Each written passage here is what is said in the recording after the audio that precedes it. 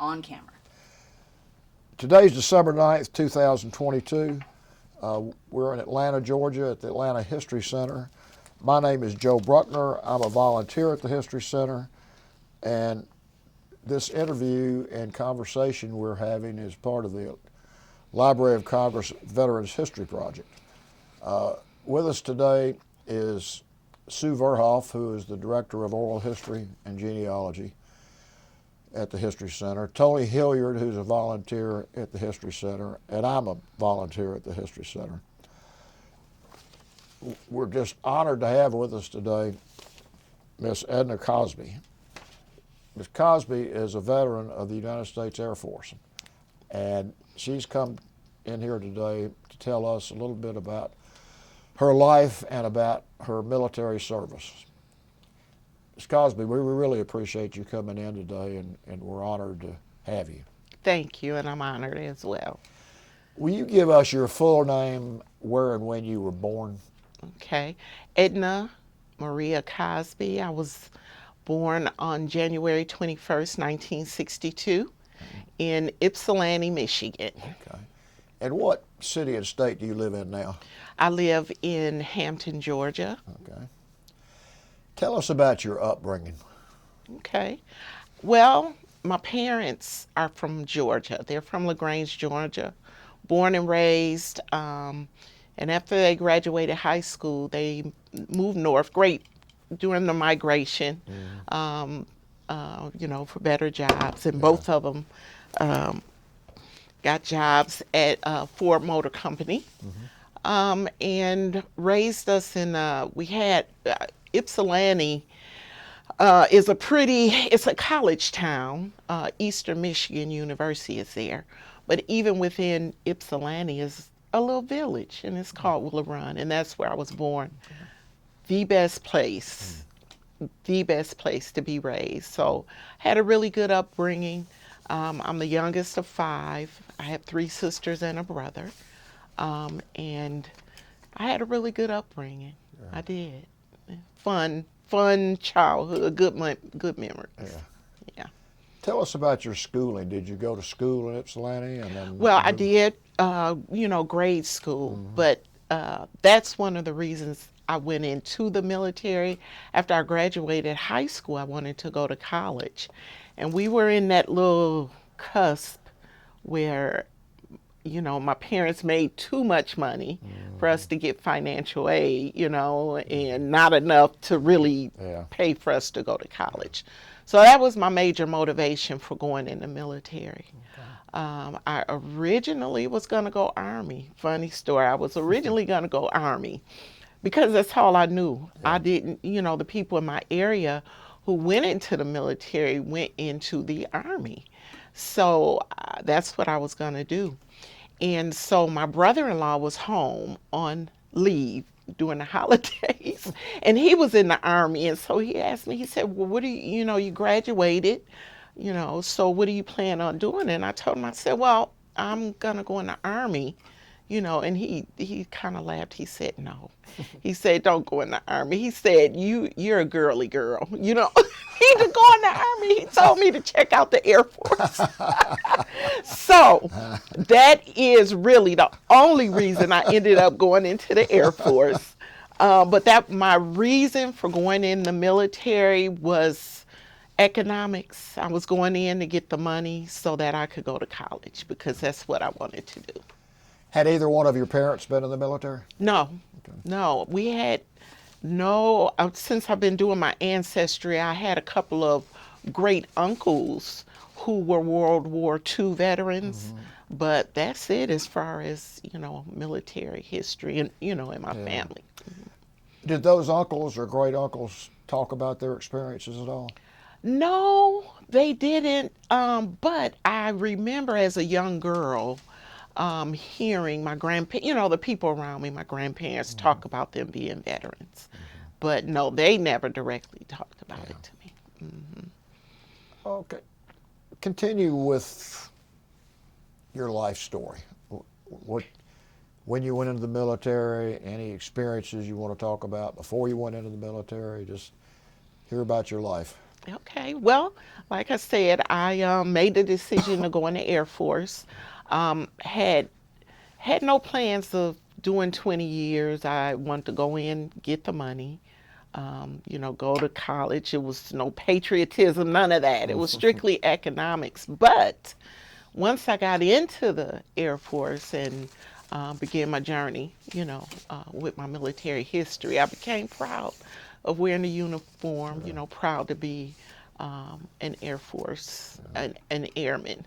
So it was a really good experience. My whole military time was during peacetime. We had no, I was in no wars.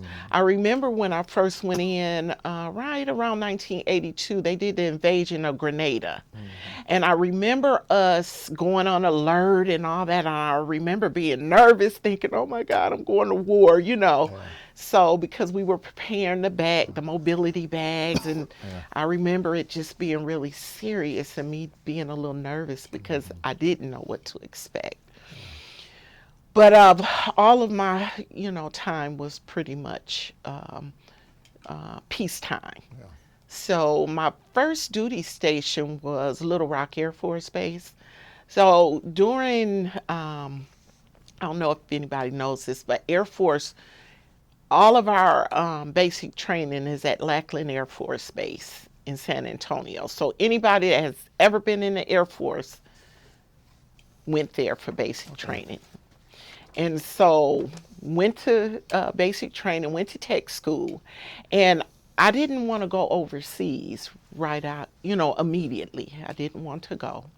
So it came time to assign our bases, and I had Zweibrück in Germany. And I was like, oh, I don't want to go overseas. I don't. But it was a young lady sitting next to me who wanted to go overseas. And she had Little Rock Air Force Base. So we swapped. And that's why they call it a swap, because we literally swapped papers. I put my name, crossed out her name, initial, all of that. That's why they call it a swap. So I ended up at Little Rock Air Force Base, which was a good experience, for airmen, right out of, very good experience. I had good supervisors and met some really, really good friends who I'm still friends with today. I stayed there. I got there in 81, and I stayed there until December of 1983. Still knowing I want to get out, after my 4 years, but I was ready to leave Little Rock and do something different. So I went over to personnel, and the young lady she said, do you really want to leave here? I told her, yeah. She said, well, I'll tell you what to do. She said, put worldwide as your number one choice, and then put the rest of your choices. She said, I guarantee you, I guarantee you'll leave, but I can't guarantee you where you'll go. So that's what I did. I put worldwide. I put the Philippines number one, Japan number two, Greece number three, and Hawaii number four, and I got Greece. So I went to Greece, and I had to extend to get that assignment. And so went to Greece, and the time of my life. Nothing to compare today. I had the time of my life. Met wonderful people, traveled all of the Med, Italy, Spain, Turkey. It was just a wonderful experience. And not only that, I met the love of my life, my husband, Edna Cosby. He was in the Army, and they had a detachment on our base. And so I was logistics and he was logistics. So they stored a lot of their equipment in our warehouse, so he had to come over, and get equipment, and that's how we met. And so we ended up getting married, been married 37 years. Well, congratulations. Thank you. 37 years. And my experience was wonderful in the military, active duty. So I did 6 years active duty. And when I got off active duty, well, actually, when I was out processing, I hadn't thought about reserves. I didn't know anything about reserves, but that's one of the things that the personnel people ask, do you want to go in the reserves? And I had the gentleman explain to me what the reserves was about and all that. And I asked him, was a reserve base near Atlanta, Georgia, because I knew we were coming here. Atlanta is my husband's home. This is his home. And so he explained it to me and told me Dobbins Air Reserve Base. And so I said, sure, what the heck. And so I did that. So I got out January 12th, 1987, and I started at Dobbins February 1987. And so I completed the rest of my military time. I did 22 and a half years, total. And really good experience. And it changed the trajectory of my life. I have to say that because it allowed me the money to go to school and complete it without having student loans. But then with that I was able to get on with the federal government as a civilian job. So that worked out really good. I worked at Dobbins for 12 years. But then I got a job at CDC, the Centers of Disease Control. And I worked there for another 18 years. I retired in 2019. I was a budget analyst. And so, yeah, and I have to attribute that to making this decision to go in the military. Because growing up, when I think about it, it's a lot of agencies in the Atlanta area. You got CDC, you have Fish and Wildlife, it's just a number. Well, where I came from, my little town, everybody just did VA. You go to VA. So it was really good experience for me. I wouldn't change it. Good. I want to go back in time a little bit and talk to you and ask you some questions about your time in Greece. Okay. What was your feeling about that when you found out you're going to Greece, a place you've never been and sort of at the time a little mysterious? I was excited because it was number 3 on my, on my list. So I was excited. And the reason I chose Greece is so funny because growing up, I remember they would show us, do films in social study about Greece. I remember Greece, India, Budapest, and I was like, oh my goodness, I want to go there. And so that's another reason that I did choose Greece. But it was a wonderful experience, just totally different culture, met wonderful people because we had a lot of Greek civilians to work with us, and they welcomed us into they absolutely loved it. They welcomed us into their culture. And so I was able to experience a lot. We were in our apartment building.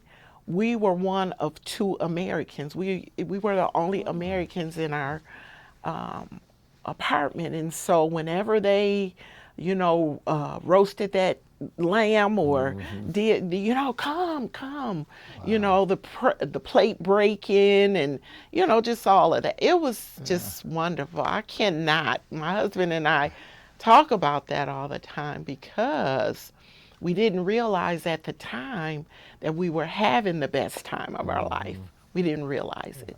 But it was just a really, really good experience. You probably learned more about the world in that period of time than you could have if you'd gone to school for your whole life. You're absolutely right. And then returning was a bigger culture shock for me than going. Yeah. It was something. And for a long time after I did come back, I looked for a federal job over there. And if I had gotten it, I would have moved back. I would have. Easy. Well, did you take that opportunity, and based on what you're saying, I think the answer is yes, to not just study, but go see all the cultural sites in Greece because there's just so many? We did. Good. We did a lot of culture, particularly on the biblical side. I was able to go to Corinth, which was really, really good. We did Mount Olympus, the first Yeah. Olympics. We did the Temple of Zeus. We did, and again, I was young, and so I really didn't get the full impact of what I was doing. But yeah, we took advantage. They allowed us because we were airmen. They didn't have a lot because it was a very small base. You could walk from the front to the back in 15 minutes. Very small base. So they didn't have a lot of the programs for airmen that they had stateside. So they allowed us to be a part of the NCO-wise activities, and so we did, and we traveled. They planned trips, and so yeah, I took advantage of it. The one I have a regret though, because they did have a trip to go to Egypt, and I didn't go. So I'm like, ugh. But yeah, took advantage of all that, all the Greek islands, Crete, Rhodes, Santorini. It was wonderful. It was a wonderful experience, and we plan on going back to Greece September of next year. Good. I was going to We ask you. plan to go for our 35th wedding anniversary, paid for everything, and the pandemic Oh, broke. gosh. Pandemic broke, and so they asked us if we could roll it over to 2021, which we chose to do because we wanted to go, but the pandemic was still real, and so they, gave us our money back, and so we're going September of next year, Lord's will. That's exciting. Yes, it is. Very exciting. So talk about your assignments and, well, let me back up to Greece. What exactly were your duties and your responsibilities at that assignment? So I was logistics, so supply. So we made sure that all the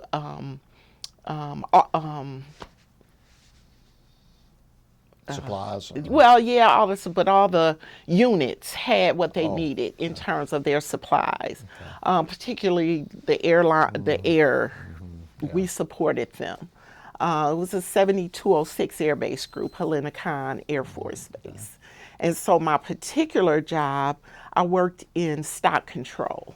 And so we were responsible for making sure that everything was in stock, things that were needed. We did back orders and tracked them, made sure everything came and would be there, for the units so that they could always be on ready. Yeah. So that's what I did. Go forward to your next assignment, where you were and what you were doing there. Any experiences you want to share? So Greece was my last assignment as an active duty. Okay. So I got off of active duty and came back here, and then I was attached to Dobbins Air Reserve Base, doing the same job, logistics. And it was the same job. We were responsible for making sure that the airplanes had what they needed, and so it was the same, but we were weekend warriors, as they called us. So one weekend out of the month, and then 2 weeks out of the year, we would go as a unit somewhere. And so that was good too, because we went to Lakenheath in England. We went to Terrehone Air Force Base in Spain. We actually helped them dismantle, when they, start closing down the military bases. We actually helped them to dismantle. And shortly after, so I left Greece in 86, but shortly after they dismantled Greece as well, because of the Cold War, end of the Cold War, and they, deactivated a lot of the foreign Air Force bases. And so, but that was it. Came here to Dobbins and did the rest of my time at Dobbins. Stayed in logistics, I guess 10 years. And then I cross-trained into finance, which is what I love. And so I cross-trained into finance as a reservist. But I also did that as a civilian. I was in finance as a civilian. So I guess it all came full circle. Did you have any particular training in finance, or that's just something you were interested in? It was just something I was interested in. I started out in travel, the travel department, which we were responsible for, paying all the travel, when Yeah. people travel here and there. You experienced it, so Yeah. we were responsible for that. And then just before I left to go to CDC, I started working in the budget arena, making sure our budget was good and appropriations was in place and all that. And so the job came open at CDC, and I put in, an application, and I was selected for the job, and I moved to CDC, which was a totally different world than DOD in terms of finances, just everything. And so when I went to CDC, they had the finances for you to be able to go to school. Um, it was a lot of opportunity, a lot of different places you could go in terms of your career in your job. And so I took advantage of that.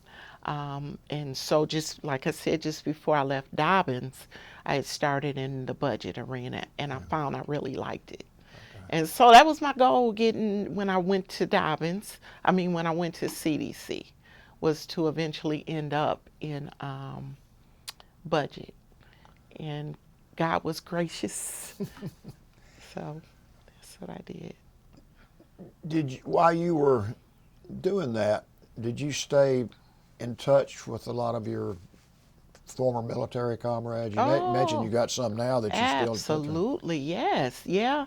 My reserve unit, which all of us, it's so funny, all of us are retired now, except for my first troop that I had when I was at Dobbins. And she's now a E9, Chief Master Sergeant. Wow. And she's going to be retiring in a few years. But we all still keep in touch. It's about 10 of us that we still keep in touch. But then also I have active duty members that we still, in fact, my supervisor when I was in Greece, he lives in Tampa. We always kept in touch. He was the best supervisor I ever had, like in life. He was the type of supervisor who gave you the tools and he wanted you to learn. He didn't hover. He wasn't a micromanager, and he helped us all to just really grow, and find out who we were, what our limits were, what our, it was just, he was really, really good. So we always kept in touch. Good. And so I'm going next month down there, and my birthday is next month. So I'm going down there next month, and we're going to hang out. He's been up here several times. We've been down there. Good. So that was a relationship that, has. That's pretty special when you can build those lifetime relationships with your comrades. Yeah, it's nothing like it, particularly in the military. And I guess because I was older when I did go to college, and I had a family and all that, so I didn't bond, with the students like that. But I listened to my boys, because both of them, by the way, and I didn't say, but I have two sons. William, he's my oldest, he's 32. And then Miles, he's my baby, that's my baby boy, he's 28. And both of them are in the Air Force now. William has been in it'll be 10 years in January. And Miles has been in for like 2.5 years. But both of them have had, went to college. And so they talk about how that was just the best time of their life, Yeah. And so I'm really, really happy that they can experience that. Yeah. So they have it really on two levels, because they have their college friends. And now with them being in the Air Force, it's nothing like your comrades. It's nothing like it. Yeah. So, yeah. Well, they're fortunate that you've led them somewhat in that direction, because they're going to have a well-rounded life, and they're having one now. They are. They really are. My husband would always say, because we, got that Army Air Force thing going on, he and I, but he would always tell my boys, but if you decide to go in, go Air Force. It was so funny because even when we were in Greece, it was amazing because we had good dining halls. So it's known that the Air Force had the best dining halls. And so we were right on the Mediterranean. And so they shopped local, and so we would have surf and turf and, just, and the Army people could not, they loved our dining hall. They would go to the, and I would ask my husband, well, what do they feed you, But he said they would have meals, but they didn't have choices. They didn't have, like that. So it's an ongoing. I mean, that had to be one of the best assignments in the military. It was, and well, particularly for my husband, because it's very, very rare for Army at that time to go to Greece. And so when he got the assignment, he was like, man, Greece. And he said, one of the guys was like, man, that's an assignment to have, because everybody goes to Germany. He said that's an assignment to have. So, yeah, it was cool. Well, was there some system then when you had a spouse that was in the military to try? Did they make an effort to assign you to the same, if not units, at least location? Obviously, in combat, you can't do that, but going to Greece or anywhere in Europe or anywhere in the world, did they make an effort to do that? Absolutely. Good. Yes, it's a name for it. I can't remember, but yes, they do. If you're married, they do make every effort to put you all together. But of course, you have your short tours where you just go for a year and, they can't go with you. You have to go. But overall, yes, they do. Joint spouse is what it's called. Okay. Joint spouse. So, yes. But my husband ended up getting out. He did his 4. Yeah. But he just a good troop, worked hard, good. So what they did was when he got out, because I was still in, he got out. We came back stateside and got married, and then we went back to Greece together. But they made his slot. They made it a civilian slot for him. Wow. So he was able to come back. I was still active duty, but he was a civilian and government worker. So that worked out really good for us. A newly married couple in Greece. That's hard to beat that. And hard work pays off. That's the moral of that story. That's right. Yeah, so. Well, let me ask you more. This is more of a social question. Okay. But what was your experience in these various assignments? Being an African American, growing up sort of in the South, but then living in the North. Everything you've said so far just sounds like it was a wonderful experience being in the military, which I think most people would say just like you did. Were there any issues about race at all? That is a very good question. And so remember me telling you I grew up in Ypsilanti, but within Ypsilanti was Willow Run, which was a really small town.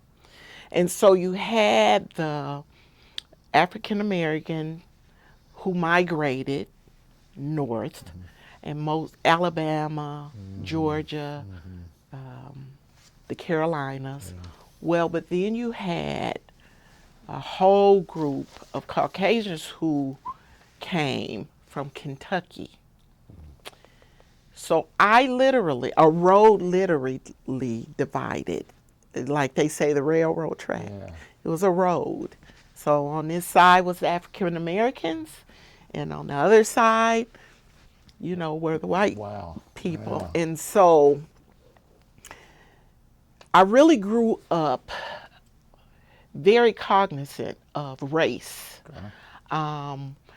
We had, just growing up, not when I got in high school, but I have 2 sisters. Well, I have, my sister next to me is 6 years older.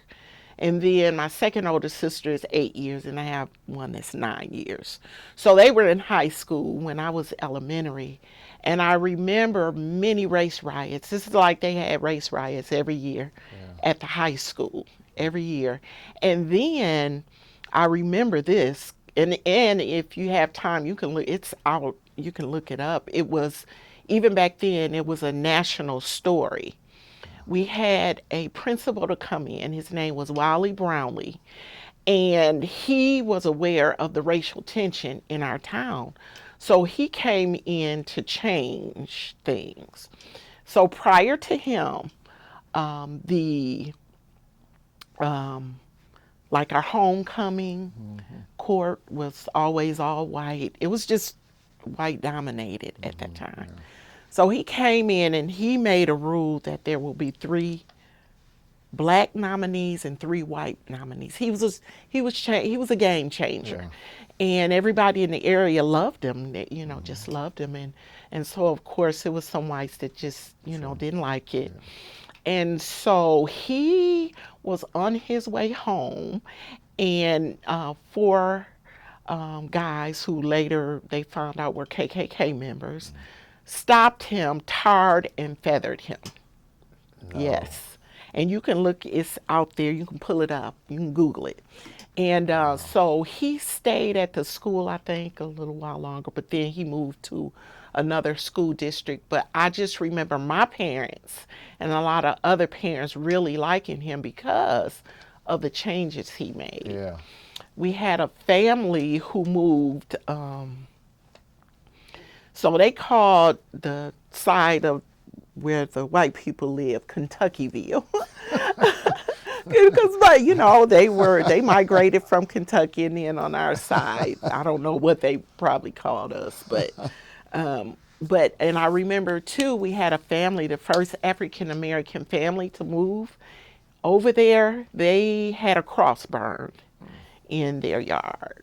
Jeez. So I remember, it was just, I was very cognizant of race and what it was as a young child, even myself, like going through elementary. Now, I had a couple teachers who were just, and so I tell people, for me, it's visceral. Like I know it. Yeah. Because I grew up with it, but it was still in our area the best place, Yeah. Wow. to be raised, because we looked out for one another. Everybody looked out for one another. The bomber plants, that's why my dad moved. Okay. My great-grandmother, his grandmother, had, let me back up. So I always wonder why certain areas of the South migrated to certain places. So you have the Carolinas, they normally went to like Philadelphia, New York. Then you had Georgia, Alabama, that kind of went to Detroit, Cleveland. And then you had some of Alabama went to Chicago. Then you had Louisiana, they went out west to California. And I always I knew it was something to it, but I just didn't understand. So started doing my ancestry, and I read this book. It's called Warmth of Other Suns, and the best book ever. But she explained it was the railroads. It was the railroads that directed and so some of the people from the Carolinas who had ideas of going to New York would be on that train so long, they would get to Philadelphia and say, well, you know what, doesn't look bad, we'll stay here. Yeah. Well, for my dad, my great-grandmother moved from LaGrange, Georgia, up to Ypsilanti. And when my dad, he had a racial incident to happen. And so he wanted to leave LaGrange. So he called my grandmother and she told him, yeah, come on. And so the train depot that the people who came down here was right there. Like he got off the train and literally walked less than a quarter of a mile to my great grandmother's house. And so a lot of people, some people got off there, some people went on to Detroit. So that was really good. And then we had I learned later on, we had a large concentration of people from LaGrange that grew up in my area. It was a large, because they were getting off right there in the depot. So that was pretty cool story. That's interesting. Yeah, that was good. So. Well, you had that experience as you were growing up and as you got older, and I'm sure you're still having experiences of some kind now like that. But how did you compare that to when you went in the military? So going in the military really did change my perspective, because, you know, being home and experiencing racism the way I did, I had some prejudices. Sure. I had some preconceived, you know, ideas about black and white. But when I went into the military, I met people from all walks of life. We had wealthy people who just wanted a new experience. We had people, back when I went in, it was a time I went in 1981. So they had a program back then where if you got in trouble, you go before the judge, and the judge said military or jail. So we had a couple girls in basic training who chose the military because they didn't want to go to jail. So you had people from all walks of life, just, you know, black, white, Peruvian. I have a friend who is the best friend ever from Peru. He was not even a citizen before he went in the military. He had to leave Greece and come back to the United States and do, you know, swearing in and all that. The best friend ever. We're still friends today. His wife and children and my husband and our children are the best of friends. So I met, you know, a diverse group of people, which I didn't experience at home. Yeah. And so it caused me to see that everybody is not like that. Right. You know, there's people who don't care about that. And so that was a very good experience for me because it opened my mind up. So overall, it was pretty good. Listen, it was racism, sexism, it was, you know, all of that, you know. So, and I you know, I experienced all of it. But you fought and survived it. I fought and survived it. Even more than survived it. You succeeded. And still now today. Yeah. You know, there was a lot, even, you know, in terms of the, you know, along the lines of sexism, you know, the sexual harassment and all that, you know, but you just dealt with it. You didn't, because back then it was an unwritten rule that if you needed mental health, or you didn't do that because you were kind of setting yourself up to get discharged, and nobody wanted to do that. Yeah. So you just had to, you know, you had to deal with it. You know, I had older people, you know, who had been in and experienced it, who I could talk to, which was really good, and it helped me a lot. But yeah, it was, you dealt with it, and you really had to have a strong countenance. You couldn't be weak, for lack of a better word, but you had to have a strong countenance and let people know that is unacceptable. You know, you had to use your voice. Yeah. You had to absolutely use your voice, and I did that. I never really had a problem with that. And I don't know this, but I got the impression that you were sort of a mentor to people too, because you're like a teacher, pretty much. Well, you know, I had instilled it. It's just amazing because it goes back to you never know who's watching, you know, and it was just my upbringing, you know, my dad, because of his experience, you know, just always taught us you are no less than anyone. You're not better than anybody, but you're no less than, you know, and you go and you get what you want. If whatever you want in life, you can do it. And it may take you a little longer than the person over there, but if that's what you want to do, you can do it. And of course, I was a daddy's girl, so I believed everything my dad told me. I believed everything he told me, and that was one of his things. He always talked about his experiences here, and leaving LaGrange. Like I said, it was a racial thing. Young, he was 19 years old. This blows my mind because, when he made the decision to not pursue the major leagues anymore, really, because Jackie Robinson had broken the barrier. He was only 23 years old, and when I stopped to think about that, I was like, wow, that was amazing to me. But he was 19 years old. He was working at a little job in LaGrange, and he said that the white guy trained him on the job. And he was doing his job, just doing, what he was trained to do.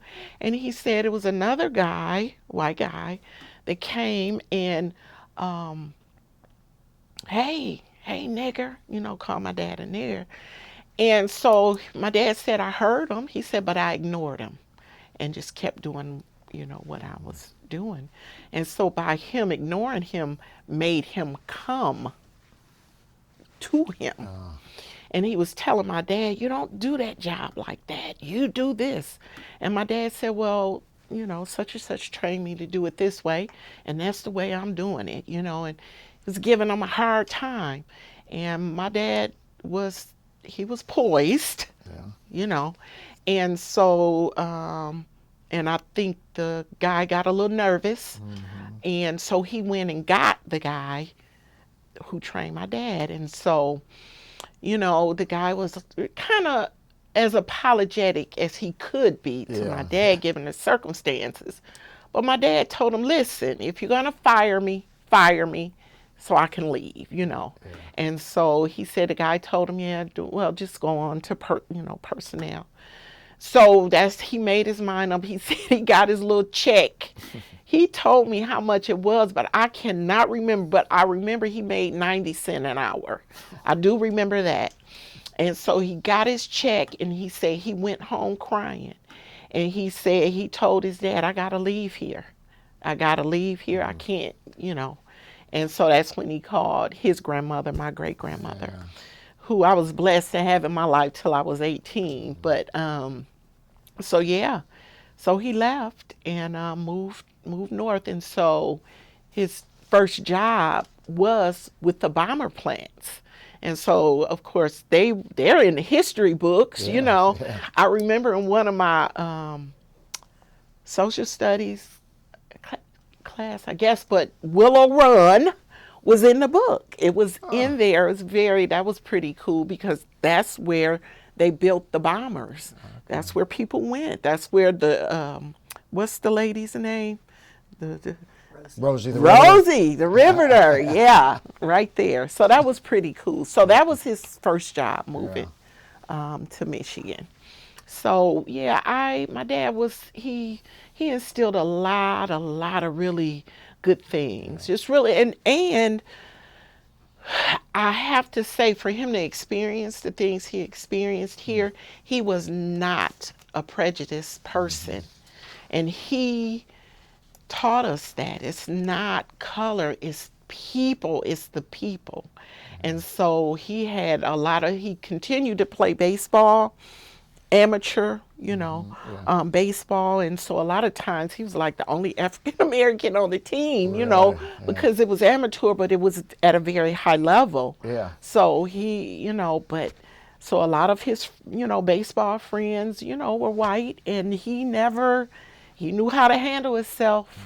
They knew, how my dad was, and he didn't, have to deal with a lot of that, So, that was pretty much it. But I would have to say he prepared us very well for that. It sure sounds like it. I mean, he obviously had good judgment Yeah. He knew when to do something, when not to do something. Yes. Taught you. And he knew how to stood up. Here, another story, when Ford plant opened, one of his uncles told him, you know, Ford is hiring.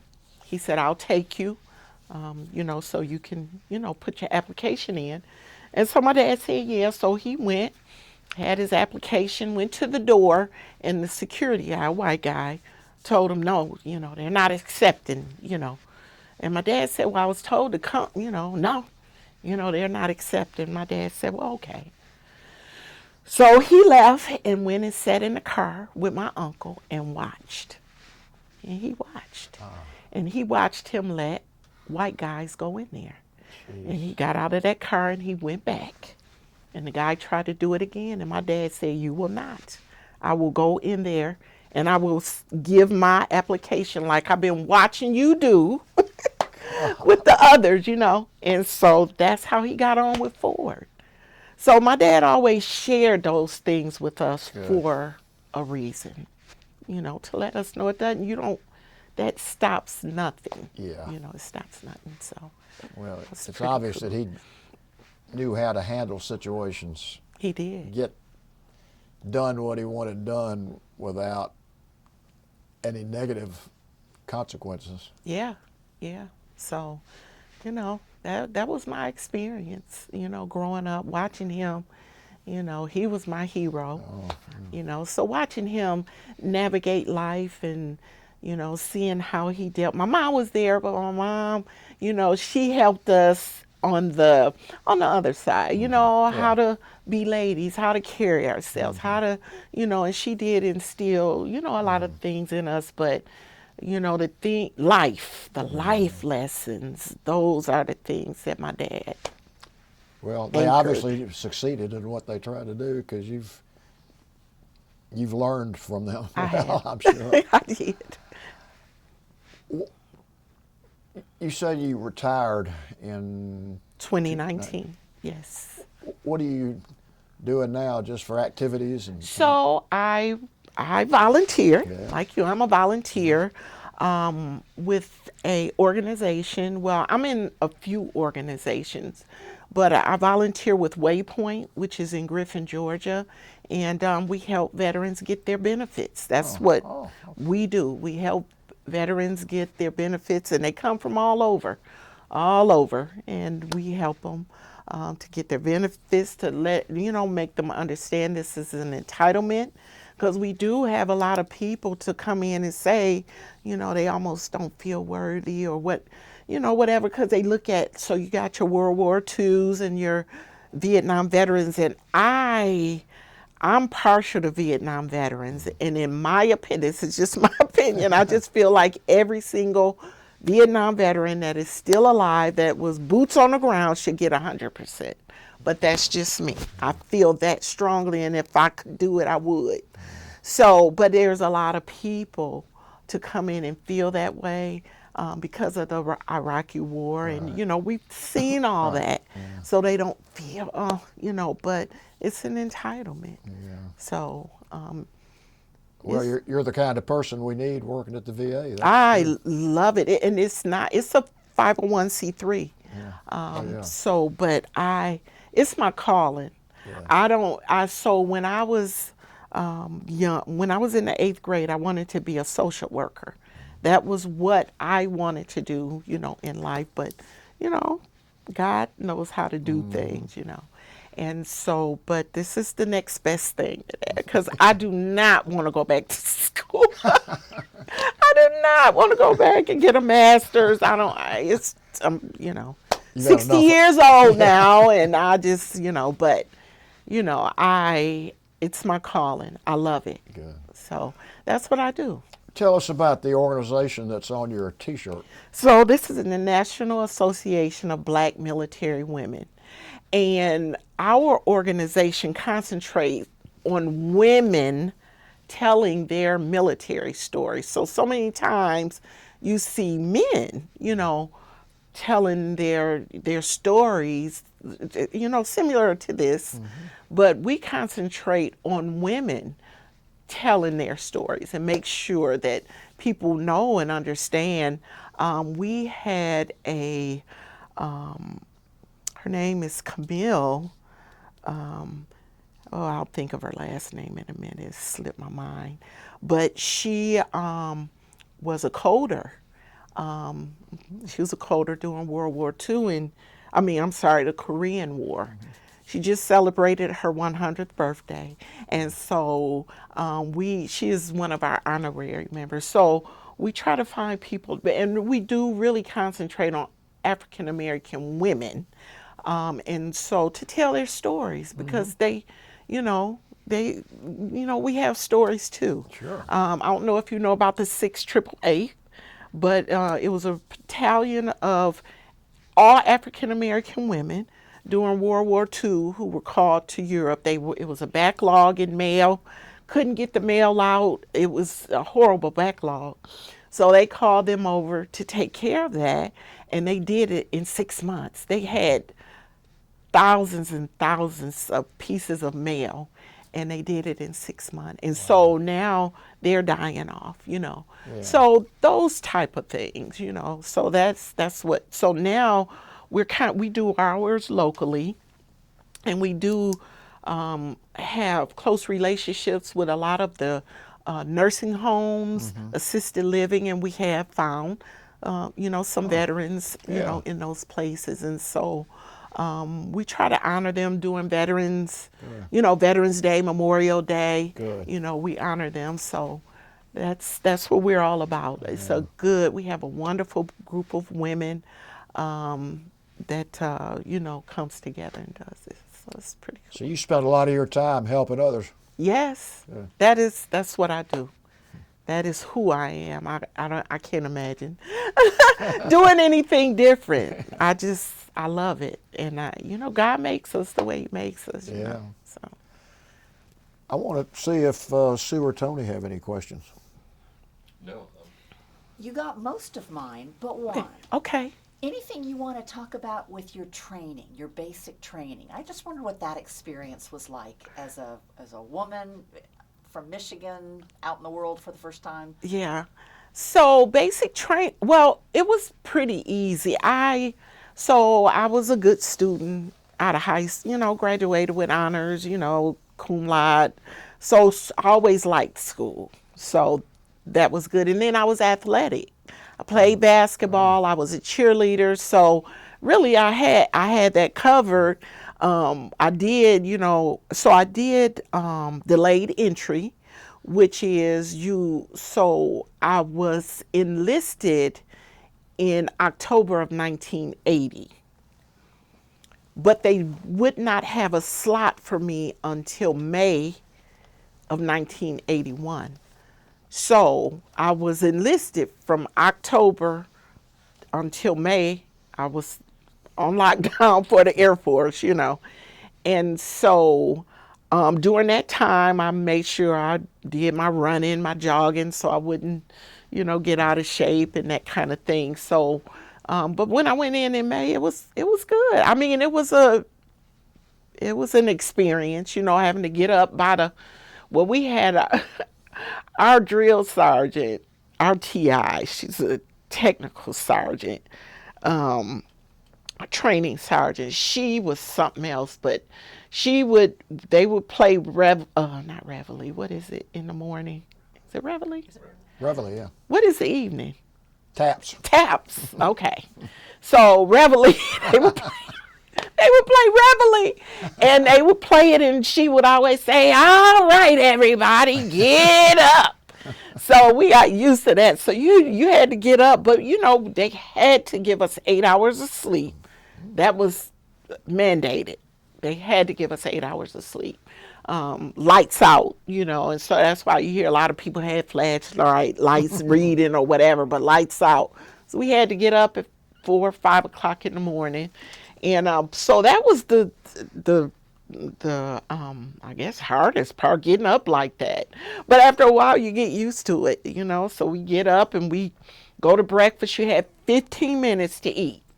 15 minutes, and they had some of the best food, but you couldn't enjoy it because you had 15 minutes to eat it. But they had omelets and pancakes and just a spread, but you couldn't taste it.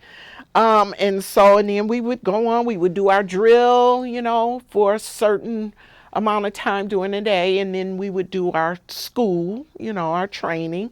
And basic training was pretty much history, of the Air Force, the history, where, it began, what it was all about, all the previous wars, World War I, World War II, Vietnam, Korean War. And I remember them talking a lot. It was a lot in our book about the Tet Offensive. Oh, yeah. It was a lot about that, a lot of talk, because they wanted us to know about the military and what it was all about and, all of that. And so we did a lot of that. And then, after you finish basic training, then you go to tech school. So my tech school was at Lowry Air Force Base in Colorado. Then that's when they trained you on your specialty, what you would be doing in the Air Force. So my job was inventory management specialist. And I remember kind of before I actually went in, just kind of, I was talking to somebody about going in the Air Force. Oh, great. So what are you doing? And I was like, oh, I'm an inventory management specialist, bragging a little. They was like, oh, supply. That's supply. So, but it was a good experience. It was, like I said, the only difference for me was, getting up so early, but I like learning, and I was physically fit. So, it wasn't, yeah. The only other question that I had was, I know your brother-in-law kind of talked you into the Air Force. Yes. How did your family feel about you going into the military? Well, my dad was good. He was always like that. Whatever decision you make, you just do it. You can make whatever decision, but do what you say you're going to do. My mother was she was like, oh, I wanted you to go to college, And I told her, I said, well, I want to go to college, but, you guys can't afford it. I guess, they could have, but I felt like it was a burden for them because they did. My two oldest sisters went to university, Eastern Michigan University, got their degrees. My sister next to me, she went to Eastern, but she paid her way through. It took her 8 years, but she did it. That was a very proud moment for me. But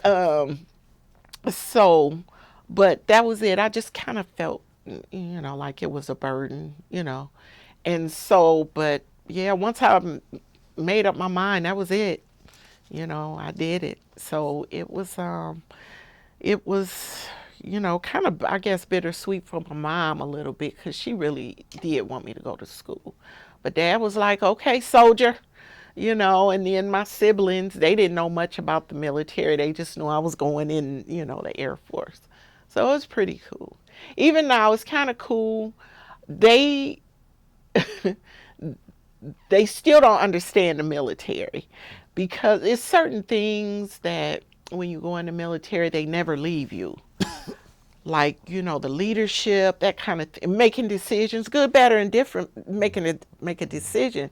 And so that kind of stayed with me. So it's like, well, who you think you are? It's that kind of thing, But it's just in me. So, but other than that, that's been it. But when I talk to other veterans, they experience the same thing within their families. If the family is not familiar with the military, they experience the same thing. So it's, nothing, yeah. So, yeah. But I mean, yeah, it was a good experience. Like I said, changed the trajectory of my life. I know that. And even with my children and even with my grandchildren. So my children, as a result of that. So you've got grandchildren. I do. Talk about Oh, Dominic Vincent Cosby. He's a sweetie. My oldest son, and Dominic's mom is in the Air Force as well. They just moved from Raleigh, North Carolina, to Miami. And so they're not married. My son and Dominic's mom are not married.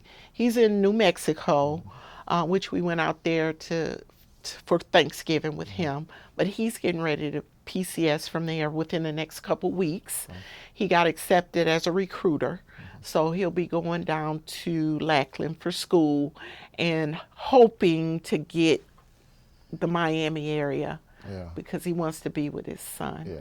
So Dominic will be 3 in 2 days, and he is just a joy. He's a sweetie, just growing, talking, doing all the things, that, 2-year-old, 3, he uses his voice. He lets you know what he wants and what he doesn't want. But he's a pretty cool kid. He really is. We don't get to see him as much now since they moved, because Raleigh, that's a 5-hour drive for us. So we get on 20 and, but now they moved to Miami in July. Yeah.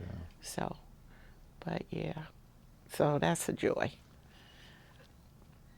Well, before we stop, is there anything else you would like to say? Anything in summary or anything you left out that you want to bring up, or just anything? Well, no, not really. I feel like I covered everything. I feel like I talked about everything. I do it the same today.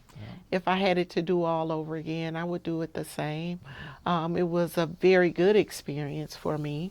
And I do even because I have a nephew who wants to go in the Air Force. And now it's been a couple, beside my children, who I encouraged to go into the military. More, I am biased to the Air Force, but I think that the military is a wonderful place to be if you are undecided about what you want to do in life when you graduate high school. Go in the military, and after your 4 years, I guarantee you, you will make a decision as to what you want to do with your life. Be it remain in the military or get out, I've had my husband, because I was trying to talk him in to staying in the military. I knew I wasn't going to do 20 years active duty. I wanted money to go to school. That was, my purpose. And so I was trying to tell him, well, you stay in and I'm getting out. I'll get my money for school. But he didn't want to do that, and he regrets it. I have had a number of people who got out of the military regret it. So it was a good experience. It really was. So, that's it. Well, I can't tell you how much I know I have, and Sue and Tony have enjoyed your life story. Well, thank you. You're a dynamic person, but you're a determined person too. Yeah. And just to hear you talk about the different stages of life where you had to make a decision, which obviously served you well in the military, as you said. Growing up in a wonderful family I did. made a difference, I'm sure. And Yes. I know you're so glad that happened. Wonderful father, wonderful mother. Yes. And you were obviously an all-around person, cheerleader and basketball, and so you had a lot of options, and you obviously made the right option going in the military, and then what you did after that. Yeah. I think too, one of the things, so all of the plants were in our area, the automobile plants. So we had Ford, Chrysler, GM, we had all of them. And so I remember my counselor, when I got in high school, and we had our first meeting with our freshman counselor, because that was the thing to do back then. You graduate and you go to one of those, and you made a really good living. My parents they provided us, with a really good upbringing and, all that work. And my mom worked at Ford's as well. So we had a really good upbringing as the people around us, in our neighborhood. So they worked either at the plant or VA, and that was, a good living. But I remember her telling us, when you get ready to graduate in 1980, she said, the plants will not be the place anymore. She said they will have robots doing those jobs. And we were looking, and sure enough, Boy.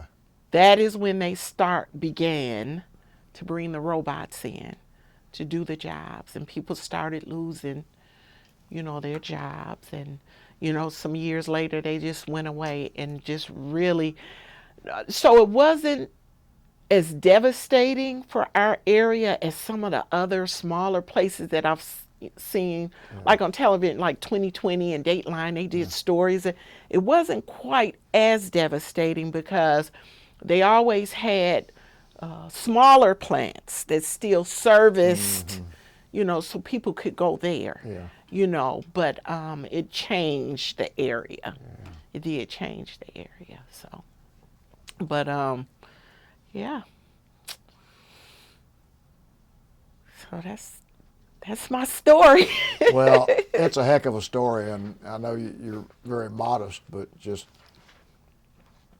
hearing about your hard work, your good judgment, your intelligence, just every step of the way you took charge. What's come across to me, you say you had options, could go this way, that way, but you made a decision. Yeah. And you made a decision Yeah. in the right direction. Yeah. It sounds like every time. Well, that's how I was brought up. You have to make a decision. And, I've made some not so good decisions, but you have to make a decision about, what it is you want. What is it that you want to do? I knew I wanted to go to school, period. So that was my main objective, going to college. And so I was able to do that. I had a family, and that was a difficult time, because I had my babies and I was going to school. So that was difficult, studying and, all of that. But, I was determined. My husband was wonderful. He was absolutely, I love him. He was just wonderful because he allowed, he took care of the boys, and, I couldn't ask for better. And, it was a weight off me not having to worry, because I knew that he would take care of my boys, So I always tell him, when I got my degree, this is yours too, because he really, I never could have done it without him. I could not have done it.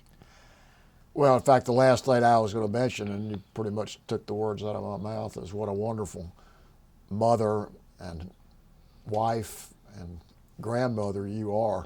You're not saying that, but we can read between the lines and tell that you are, and you've obviously got a wonderful husband. I do. And, I do. And I love life. So I turned 60. I can't believe I'm even saying that. So I turned 60 this year. And so, with the reserves, that's when you get your retirement money. And so I remember at a point I was gonna, get out, and I had been in like 10 years, and my supervisor at the time was like, have you lost your mind? You better tough this stuff out, And so I did. And I am just grateful that I did, because, you want those streams of income. You want as many streams of income as you can, and that has just been a good thing. So, retirement gets here before you know it. I'll say that. I can't think of a better way to stop the interview. That's really, because you're right, it does. It gets here before you know it. So I retired, and I retired from the reserves in 2003, but I retired from my civilian job in 29. I was ready to retire, but my dad had dementia, and so I wanted to, take care of him. I was tired of this traffic was horrific. And so I was tired. It was just a number of things. So I made the decision to retire. Well, as you pointed out, you've made decisions your whole life, and this is another good one you made, I'm sure. Yes, yes. And I just want to thank you so much for coming in here and telling us your story. I know we were all mesmerized by your experiences and your attitude towards life, and primarily I want to thank you for your service. Thank you, and thank you guys for your service as well. Thank you. Thank you. Thank you for your service. Thank you.